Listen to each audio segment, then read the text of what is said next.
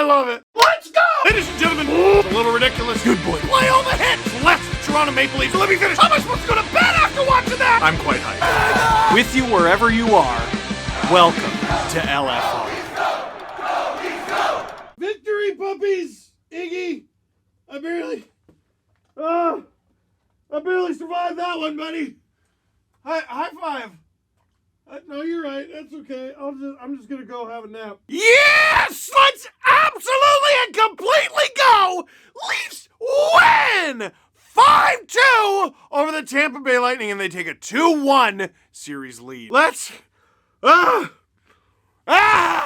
talk about the game. This is usually the part where I do a read for Sports Interaction. Because remember, this is the part where I tell you that Sports Interaction is Canada's sports book before the game, live in action, or you can bet on your favorite players. Remember, there were 7 goals in this game, and you can bet on players to score. Here's a list of the guys you could have bet on and their odds. Matthews, no. Marner, no. Tavares, no. Nylander, no. Bunting, no. Kucherov, no. Point, no. Stamkos, no. Killorn, no. Hedman, no. How does that make any sense? There were 7 goals and none of those guys got one. But you know what's wild? On Sports Interaction, you can actually bet on guys not to score. Imagine betting on all of them to not score. It wouldn't make sense. And yet, that's what happened. SportsInteraction.com/SDP. Hockey is weird. Listen, we all know the deal heading into this game. Leafs were pretty dominant game 1, Lightning pretty dominant game 2. Leafs can be proud of the way that they ended game 2, but it didn't make a difference. It's still 1-1. If you want to look at it just cold, hard facts, know the facts. Some big differences in the Leafs lineup. Jason Spezza getting into the lineup. Justin Hall in place of Timothy Liljegren. There's no Clifford. There's no Simmons on the 4th line.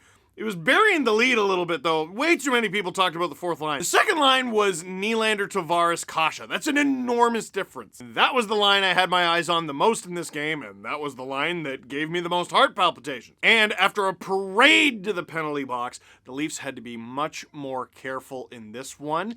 And you never know, maybe the refs are going to put their whistles away. But just a few minutes into the game, the Lightning take a penalty that takes the decision out of the refs' hands. When Patrick Maroon is in the other end, you can bet he's going to be crashing your goalie. In his end, whee! Puck goes flying over the boards, doesn't touch anything. That is a delay of game penalty. You can't do that. And the Leafs head to the power play. And despite the fact that the Leafs got some shots, the Lightning actually do a pretty good job of shutting them down. But just like with Victor Hedman's goal, just seconds before the end of the first period last game, it ain't over till it's over. Matthews, blah! He just keeps putting it on, trying to make good things happen. After a few Vasilevsky saves, the Matthews point shot comes to Marner, with Bunting being an effective nuisance in front. Marner sends it to Riley, and it's a good thing Riley placed this shot as well as he did, because there can be an instinct to just fling it at the net. How many times have you seen someone just fling it at the net and a goalie comes across and you're like, what a save, but really all they did was stick their leg out a little and the player shot it into their pad? That could have easily happened here, but Riley, look at that, just inside the post. Yeah, baby! Captain Morgan Riley, 1-0, less than 5 minutes in. What a start! It's a game of moments, man. Dude, how many seconds into the game, Jack Campbell's forced to make a great stop on a ripper from Braden Point. Doesn't go in. Puck goes the other way. Play continues, and the Leafs manage to get a power play and score the game's opening goal. Not long after, though, Ilya Lyubushkin takes a penalty, high stick, and you can't do that. Oh, here we go. The Leafs' vaunted penalty kill after being heroic in the first game. We're a fickle bunch, and they're going to have to kill it off without Lyubushkin. Well, the darndest thing, they do manage to kill it off. But the wildest thing, just as they kill it off, Mikhail Sergachev ices the puck. Oh, no, he did it on purpose! He sends the stretch pass perfectly to Ross Colton, and he Jack Campbell did have to make a save. He did have to stop a shot. But it was from Jake Muzzin who deflects it off of Colton's stick, but actually into his own goalie. If Jack Campbell wasn't there, it probably would have gone wide. So let's all chill. Let's all chill. You chill. You don't tell me to chill. The puck is whacked at it by an ocean of sticks. Colin Blackwell gets his stick on it and advances it out to Pierre Engvall. Engvall flying up the ice like the majestic giraffe he is. He gives it to his right winger, and is that Ilya Lyubushkin? So because he's out of the box from his penalty, Lyubushkin is a forward right now. You want to see the patience on this guy? This is how close he got to Andrei Vasilevsky, and look at the high slot. Look at the high. That's how Blackwell was open. No one expected this sequence of events to happen. Even Engvall's standing there like, I don't think he plays forward very often. And no, he doesn't. But when he does, apparently it's sick because he sets up Colin Blackwell with the amazing pass. Wide open net. Boom! Colin Blackwell. Some people have been like, I don't know, do you take him out of the lineup to get some meat in there? No! Dude, Mark Giordano has been a godsend back there on the back end. But Colin Blackwell being in that deal, marvelous. Marvelous! Kyle, you know, I saw him at game 82. I did, I passed him, I said hi. And he goes, hey. And I thought, oh. And in those moments you realize, oh, I've grown up. Because I said hi and I kept walking. Because we both had I'm going somewhere strides. And I was going somewhere, and so was he. He was going somewhere and holding a sandwich. And I think there was something in his other hand too, so he would have had 2 full hands. So he wouldn't have been able to stop me from pinching his cheeks and going, thank you for Colin Blackwell. But that would have been a weird way to get kicked out of Scotiabank Arena forever, so I didn't do it. But Kyle, if you're watching, I just want you to know, you deserve it. The thanks and appreciation for Colin Blackwell. How was Colin Blackwell and also? Like, if you go back and look at his last season with the New York Rangers, he was good. And the Rangers are like, you take him, Seattle, for free. And then in this deal with the Leafs, it's like Mark Giordano. You ever go to the LCBO? That's where we buy liquor in Ontario. You ever go to the LCBO and you buy a big bottle of liquor and they entice you into buying it by being like, we'll also give you this much smaller bottle of liquor. Yeah, Colin Blackwell was that like much smaller bottle tied around the neck of the larger bottle. It's not a joke about him being short, although he is the shortest guy on the team. But that dude is somehow making less than league minimum because I don't understand the rules. Do you? But this summer, I think he might get more than less than league minimum. Lost in all this Colin Blackwell talk is the Leafs have a 2-0 lead less than 10 minutes into the game. And with 9 saves from Jack Campbell, the Leafs outshoot the Lightning 15-9 heading into the second. But I feel a chill. Because the Leafs, to end the first period, not good. Like, the Leafs did outshoot them 15-9, but it felt like the Lightning were far more dangerous than that let on. The Leafs did a good job defensively. The Lightning were finding ways to break their ranks, though. It's just that the Leafs were breaking it up, or they were getting a bounce. And, worth mentioning, a bunch of the 9 shots that Campbell faced were actually pretty good. And then to begin the second period, the Leafs basically get hemmed in for like 2.5 minutes. Oof. That Nylander-Tavares-Kasha line... no. We'll maybe talk after we talk about the full game. I don't know how to fix that. Because the first line is fine, although they didn't have the greatest game either. Third line's fine, fourth line's fine. But even though the Leafs are up 2-1 in this series, you're going to lose more games than you win if your second line sucks. The Cirelli line ate them up. Everybody ate them up. And it's a miracle the Leafs were still up 2-0. And then Brandon Hagel going to enter the Leaf zone. Whoa! Boosh! Smash! Ilya Lyubushkin, the big hit! Puck goes to the other end of the ice. The Leafs give it right back to Brandon Hagel immediately. That was bad. Lightning turned it over, though, and David Kampf is going the other way. It's a 2-on-1. Ilya Mikheyev with Kampf, 65 and 64. And do you want to see what Andrei Vasilevsky, who is such a monster, sees in his nightmares? It's blurry, so you might have to squint just a little bit. David Kampf. Boo! Somehow the boogeyman, the kryptonite to Andrei Vasilevsky's Superman, with a near identical goal to the one he scored in Game 1. And in that game, not only did he go blocker side on Andrei Vasilevsky on an odd man rush, but also, shut up, a breakaway is an odd man rush, but also... it made it 3-0. 1 is an odd amount of men. I'm choosing to call it, I'm not reshooting it. David Kampf. This dude has more goals in 3 playoff games with the Leafs against the Lightning than he had all season last year with the Blackhawks. Make it make sense. Please, someone make it make sense. Someone texted me after the game. They're like, can you believe that some people said that David Kampf was overpaid? And to that I responded, I don't recall calling David Kampf overpaid because I don't recall knowing who David Kampf was. When Kyle was walking with a sandwich, I should have pinched his cheeks and said, thank you for David Kampf. To which I'm sure he would have responded, Steve, I have a team with Matthews and Marner, and you're thanking me for Colin Blackwell and David Kampf. And I would say, shut up, Kyle, and he would say, what? And I'd be like, I forgot how tall you are. He's tall. Have you ever met him? Now, here's the thing. Leafs were up 3-0. The last time they were up 3-0 on the Tampa Bay Lightning, they made it 4-0, and then 5-0 also. That was did that happen? Here's the unfortunate thing.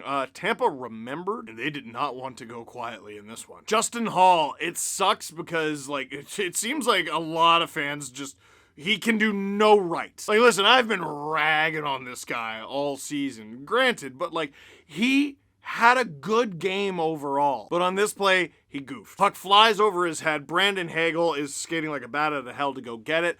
Hall takes the penalty, and he kind of had to there, but it was also his fault that he had to. Hagel draws what I believe is at least the 4th penalty he's drawn in 3 games. Guy's been a nightmare to deal with, doing all the little things. The Lightning head to the power play. Alexander Kerfoot, another guy who I think had a pretty good game, has the puck in the neutral zone and doesn't get it deep. So the Lightning are able to rush it in, and when that happens, the Leafs stick with them, but they crash towards the net. That leads to this scenario where the point is wide open, and as a result of the ensuing compensation, Colton is wide open as well. Puck to Colton, blast from not a great angle. This guy has really come into his own this year. Tampa just is a factory with their prospects, and they get on the board, and he's giving the crowd this. He's feeling himself. This is not good. Leafs would give it back a little bit, but as the second period wore on, as it wound down, the Lightning really owned the game at the end of the second.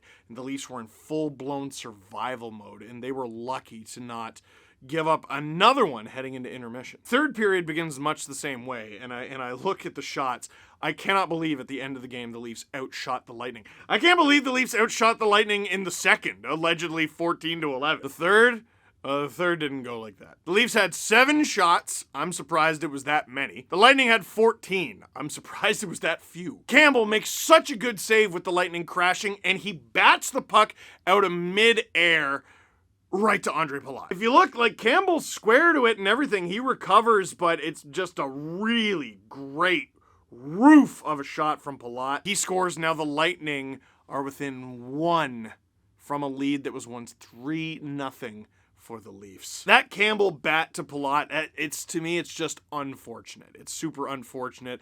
I don't put that on Jack at all, because if he doesn't do that, the puck just drops dead right in a dangerous part of the slot, which is all of it. And then there's 2 Lightning players there who can just whack at it, and who knows, it might have gone in anyway. So it was that or the mystery box, and it turns out both boxes sucked. Then, for the rest of the game, it's Heart Attack City. I was wearing a heart monitor, and that was the least of it. Here's me handling the Leafs having a 1-goal lead against the Tampa Bay Lightning in the playoffs very well. Perfectly logical. But Jack keeps making save after save after save. Look at my hair. So many moments where the Lightning could have had another one. Oh, remember the Ross Colton empty net? That dude should have had 2. And Stamkos should have had 1. But he's at the point and he falls down. And if the Leafs win this series, I want this high res on a poster. Stamkos can't keep it in. Engvall skating down the ice with Ilya Mikheyev. Engvall, wide open net. Engvall passes it. Mikheyev scores.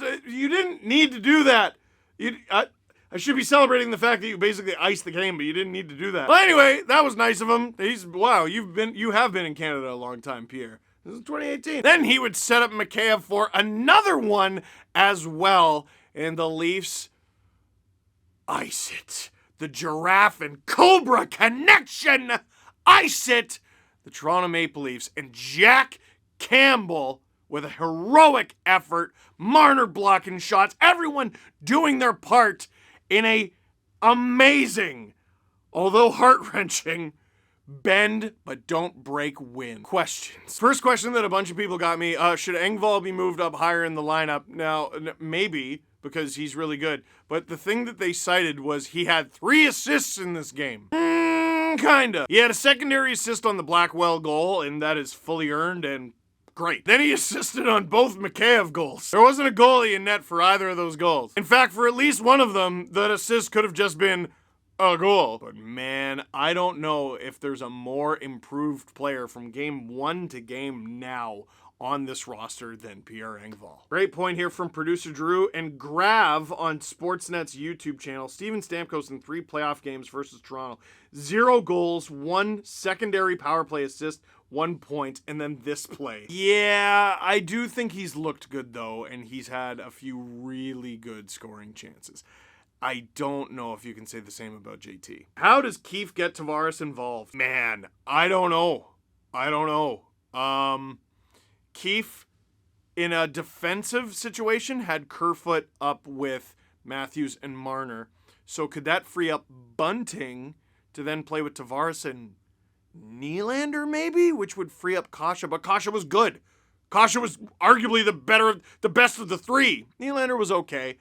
Tavares is still struggling to get, like, involved even. Like, it's not like he's making huge mistakes and he's costing them. It's just, he's not much of a factor out there. But you need the speed on the third line with, like, Kampf and Mikheyev and Kerfoot and sometimes Engvall. I know Blackwell was used as sort of a utility guy. I don't know what to do there, man. I don't know how to elevate John Tavares. I don't know how to get more speed on that line without demoting Willie to, like, the fourth line, which, also, he's fast. No, why would you do that? You know the saying, the answer's in the room? The answer has to be within those players, and John Tavares especially. He's got to get involved. You know, maybe the Lightning are just doing a really effective job of shutting him down, and that's allowing the Leafs' depth to flourish, and the Leafs' depth is good enough to flourish. But, like, Matthews and Marner, despite the fact that they struggled a little bit in this game, they still get their chances. They still put up points, for crying out loud. Mitch again in this one. At least this was on the power play, I know. But Tavares has been a non-factor, and Willie hasn't been much better. That's not okay. It's got to change. 5-on-5. This was going around with John Cooper after the game. This was from after game 2. John Cooper on uptick of whistles in playoffs. Just speaking for our series, most of these penalties are deserved. Both teams need to recognize that. But then after tonight, John Cooper, the parade to the penalty box is getting exhausting. Ha! Oh, well, it'd be funny to just take it like that, but Joe Smith actually issued a clarification saying that this was more of a reflection of the frustration of team taking penalties, not a complaint on officiating. Yeah, that's not as fun, but it's the truth. And John Cooper's right. Like, looking at the penalties the Leafs have taken, looking at the penalties the Lightning have taken, I'd say they're all penalties, man. Like, you can argue one here or there. Like, for the playoffs, is pretty good. That was John Cooper. Meanwhile, here's Sheldon Keefe. Wheels. Who give me chairs with wheels? Come on now. Sick joke. No, but seriously. The man said no wheels! The fix is in! We're on to you, whoever provided the chairs at Amalie! You know, and I was a little worried because I saw a tweet before the game. It was from scoutingtherefs.com, which is a wild site. Chris Lee was one of the officials for this game. Chris Lee, you might have actually seen him in social media posts recently because he had 2 black eyes. I don't know what happened to him. I don't know what the Leafs' record was in Chris Lee games this year, but last year, a year in which the Leafs finished first in their division, they were 1-6 with him as the official. This game was fine. The McDonough and the Maroon puck over the glass penalties, the job's done for you. You can't do that. In fact, he did let Vasilevsky get away with touching the puck in the trapezoid in the dying minutes. But to me, all the Lightning penalties and all the Leafs penalties through 3 games earned. In the Game Over Toronto chat, go to STPN and check out Game Over Toronto, by the way, you seemed very excited. Is that hubris, the vision, or does this game really seem like the harbinger of good things? Oh, it's not hubris. It's not hubris. Leaf fans are not allowed to have hubris. We've been bitten too many times. Hubris is for the unweathered. Hubris is for the childish, the people who have not lived nearly enough life. Leaf fans, when it comes to fandom, we have lived 1,000 lifetimes, all of us! Whether we are 10 or 100. I think it was a harbinger of good things. The Leafs winning a tight game, winning a game where they weren't necessarily at their best or even the better team, holding the fort. But that's all part of the vision. Vision I had said the Toronto Maple Leafs would win the Stanley Cup. It did not say it would be easy. Lastly, not a question, Steve. Happy Mother's Day to Leo's mommy. Hope you all enjoy the day. That is lovely. Thank you so much for that lovely, lovely thing. And happy Mother's Day to all the moms out there and everyone else. You should all have a happy Mother's Day regardless. And I will see you Sunday for Game 4. Watch the Leafs game with Steve Dangle, presented by Molson Canadian, on the Sportsnet YouTube channel. So that is it for this one. Thank you very much for watching. Click like if you like this video. Click subscribe if you really like to. Tell all your friends. Still only halfway there.